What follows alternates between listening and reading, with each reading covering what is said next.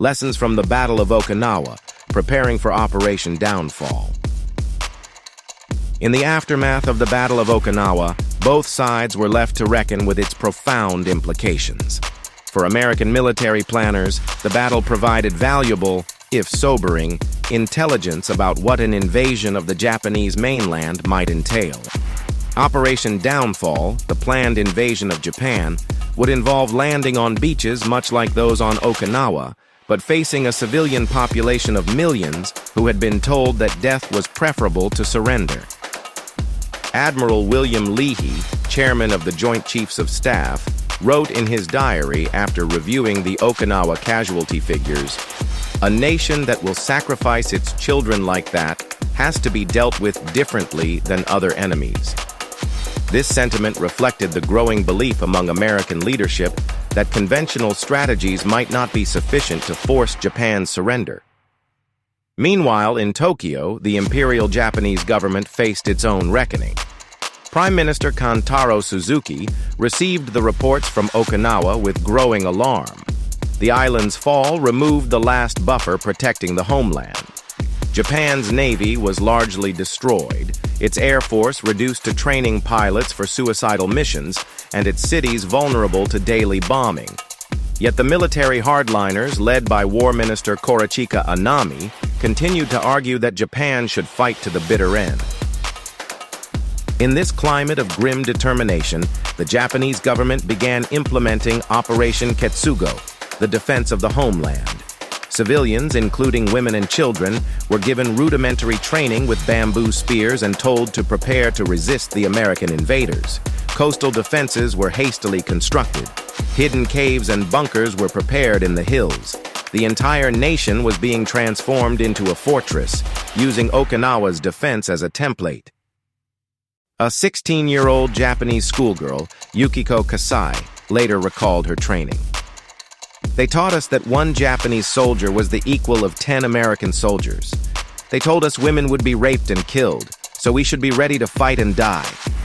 I was given a sharpened bamboo pole and shown how to thrust it into an American soldier's stomach." For the soldiers who had survived Okinawa, their reward was to be shipped back to bases in Guam, Saipan, or the Philippines to prepare for the invasion of Japan. Few harbored illusions about what awaited them. Private E.B. Sledge, whose memoir, With the Old Breed, provides one of the most vivid accounts of the Pacific War, wrote, "We were resigned to the fact that the Japanese would fight to total extinction on their home islands, as they had done elsewhere, and that Japan would have to be invaded with the same gruesome prospects as Okinawa." The planned invasion, Operation Downfall, would have dwarfed the D-Day landings in Normandy. The first phase, Operation Olympic, targeted Kyushu, the southernmost main island of Japan, with a landing date set for November 1st, 1945. The second phase, Operation Coronet, would target the Tokyo Plain in March 1946. Together, these operations would have involved over 5 million American troops. Japanese intelligence had correctly deduced these plans. In preparation, the Imperial Japanese Army was concentrating its remaining strength in Kyushu. By August 1945, they had positioned 14 divisions there, far more than American intelligence had estimated. Secretly transferred from Manchuria and other areas, these forces were being dug into positions modeled after the defensive network that had proved so effective on Okinawa. American casualty projections for Operation Downfall varied widely, from a relatively optimistic 250,000 to over 1 million. So many Purple Heart medals were manufactured in anticipation of these casualties that the U.S. military is still using this supply today for Iraq, Afghanistan, and other conflicts. President Harry S. Truman, who had only assumed office in April following the death of Franklin Roosevelt, was deeply troubled by these projections. The Battle of Okinawa had occurred entirely on his watch, and the reports of American casualties arrived on his desk daily throughout the campaign. On July 16, 1945, a successful test of the first atomic bomb at Alamogordo, New Mexico, presented Truman with an alternative to invasion. The decision to use this new weapon was influenced by many factors, but the experience of Okinawa, the fanatical Japanese resistance, the kamikaze attacks, the civilian suicides, weighed heavily. Secretary of War Henry Stimson, in his formal recommendation to use the atomic bomb, specifically cited the Battle of Okinawa as evidence that an invasion of Japan would result in an even more bitter finish fight than in Germany.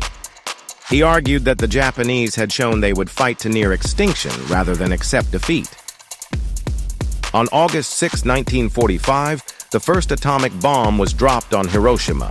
3 days later, a second bomb fell on Nagasaki. On August 15th, Emperor Hirohito made an unprecedented radio broadcast announcing Japan's surrender. The war was over.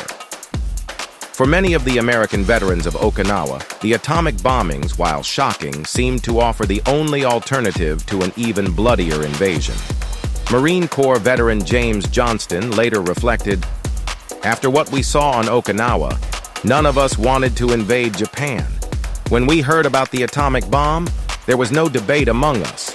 We were simply grateful that we wouldn't have to land on those beaches." The experience of Okinawa ultimately transformed both nations. For Japan, the catastrophic defeat and the suffering of civilians accelerated the collapse of the militarist ideology that had dominated the country for decades. After surrender, Japan embraced a pacifist constitution and focused its energies on economic reconstruction rather than military power. For the United States, Okinawa provided a sobering lesson in the limits of military power. Despite overwhelming technological superiority, the campaign had exacted a terrible toll. This recognition would influence American strategic thinking for decades to come, as military planners sought ways to achieve objectives without repeating the grinding attrition of battles like Okinawa. The island itself remained under American administration until 1972, serving as a crucial forward base during the Korean War and the Vietnam War. Even after reversion to Japanese control, American bases continued to dominate the landscape. Today, approximately 70% of all U.S. military installations in Japan are concentrated on Okinawa, despite the island comprising less than 1% of Japan's total land area. This continued military presence has made Okinawa a focal point for ongoing debates about the U.S.-Japan security relationship. Local residents, many descended from survivors of the battle, have frequently protested against the bases, citing concerns about crime, noise pollution, and environmental damage. The Battle of Okinawa also continues to shape Japanese domestic politics. The question of how the battle is portrayed in school textbooks, particularly the controversial issue of whether Japanese soldiers forced Okinawan civilians to commit suicide, has sparked heated debates about historical memory and responsibility. In 2007, the Japanese Ministry of Education ordered publishers to remove or qualify statements about the military's role in civilian suicides, arguing there was insufficient evidence. This decision provoked mass protests in Okinawa, with over 110,000 people rallying to demand the decision be reversed. The controversy highlighted the ongoing tension between Okinawa's experience of the war and the mainland Japanese narrative. For individual survivors, the battle left indelible scars. Yoshiko Sakamoto was 7 years old during the battle. Her family hid in a cave for weeks before being discovered by American troops. "My mother had been told Americans would kill us all," she recalled. "When they gave us food instead, she couldn't believe it. Even now, 75 years later, I still dream about those days in the cave. The sounds of the shells, the smell of death. These things never leave you." Military historians continue to study Okinawa for its tactical and strategic lessons. The battle demonstrated the effectiveness of defense in depth, the vulnerability of naval forces to suicide attacks, and the crucial importance of understanding the cultural and psychological factors that motivate an enemy to resist long after conventional military logic would suggest surrender. The battle also reveals the terrible cost, when civilian populations become entangled in military operations, a lesson with continuing relevance in an era of asymmetric warfare and urban combat. The line between combatant and non-combatant, already blurred throughout World War II, virtually disappeared on Okinawa. Perhaps the most profound legacy of Okinawa is its role as a warning about the human cost of total war. When societies commit to fighting without restraint or limitation, the results transcend conventional notions of victory and defeat. The battle stands as a testament to both the depths of human suffering and the heights of human courage, on all sides of the conflict. In modern Okinawa, the Peace Memorial Park in Itamen, near the island's southern tip where the final fighting occurred, offers a somber reminder of the battle's cost. The cornerstone of Peace Monument lists the names of all who died during the battle: American, Japanese, Okinawan, Korean, and others, without distinction by nationality.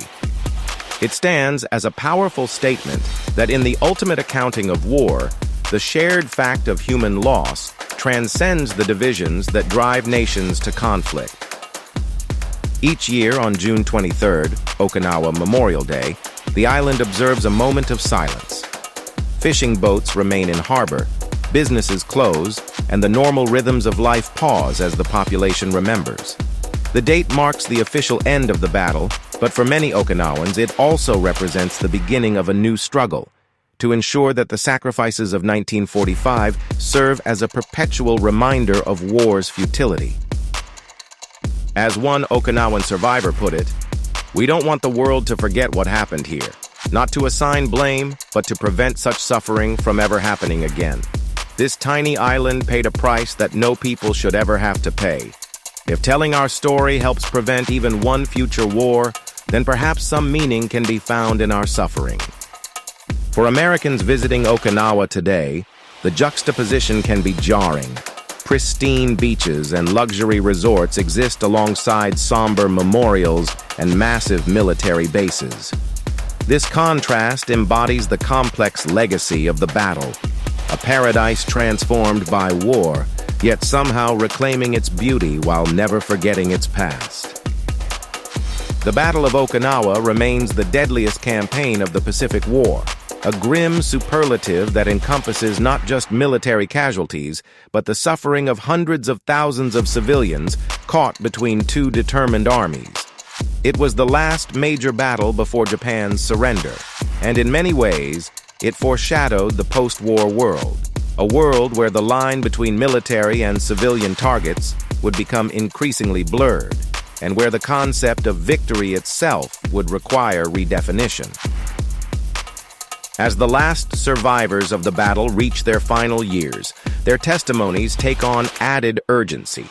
They speak not just of historical events, but of universal human experiences: fear and courage, cruelty and compassion, despair and hope. Their stories remind us that beneath the sweeping narratives of strategy and politics lie individual human beings whose lives were forever altered by forces beyond their control. The lessons of Okinawa, about the limits of military power, the resilience of the human spirit, and the terrible cost of war, remain as relevant today as they were in 1945. In an age of increasingly sophisticated weapons and renewed great power competition, these lessons deserve our continued attention and reflection. The reign of steel has long since ended on Okinawa. The caves that once echoed with the sounds of battle now stand silent. The coral beaches, once stained with blood, have returned to their natural beauty. But in the memories of survivors, in the careful scholarship of historians, and in the solemn observances of memorial days, the battle lives on, not as a celebration of military prowess, but as a testament to the need for peace. Thank you for watching this documentary on the Battle of Okinawa. If you found this video informative and moving, please consider subscribing to our channel and giving it a thumbs up. Your support helps us continue to bring these important historical stories to light. Stay tuned for our next exploration of Japanese history and culture.